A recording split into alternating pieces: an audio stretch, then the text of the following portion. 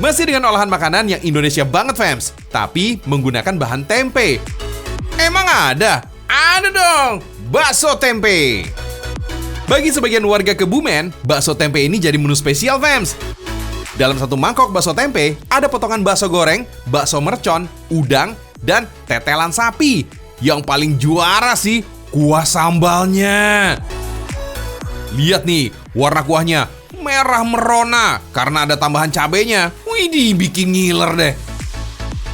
Merica dan bawang putih ini digunakan sebagai bumbu dasar bakso, fams. Katanya sih, bumbu dapur ini sudah digunakan sejak ribuan tahun lalu. Dijamin bisa menguatkan rasa dan aroma masakan.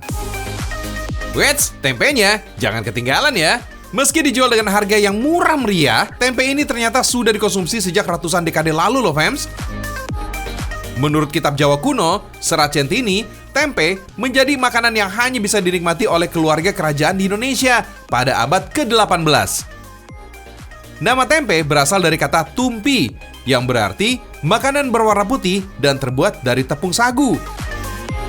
Seiring berjalannya waktu, kata tumpi ini mengalami pergeseran kata dan berubah menjadi tempe. Tempe yang masih panas ini harus segera dihaluskan. Selanjutnya, digunakan sebagai campuran dan isian bakso.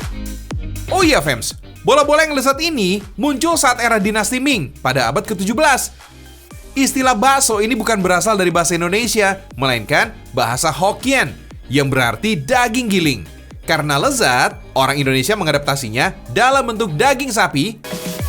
Kalau biasanya telur atau potongan daging cincang digunakan sebagai isian bakso, kuliner sejuta umat ini menggunakan tempe sebagai isiannya. Buat yang suka pedas, bakso tempe rawit cocok banget nih.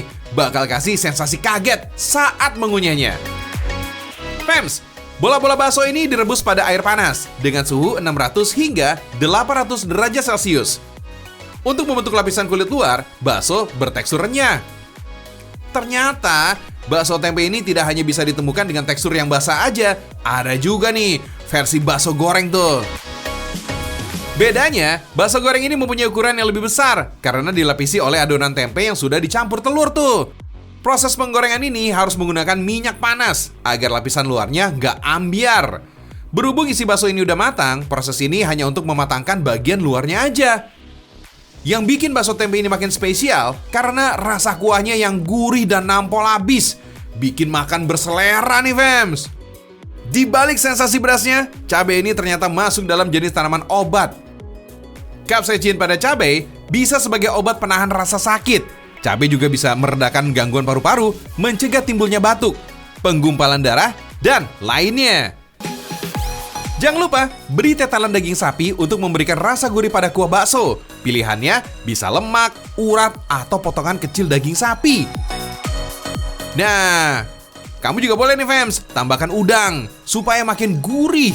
Waduh, warna merahnya menantang banget, fams.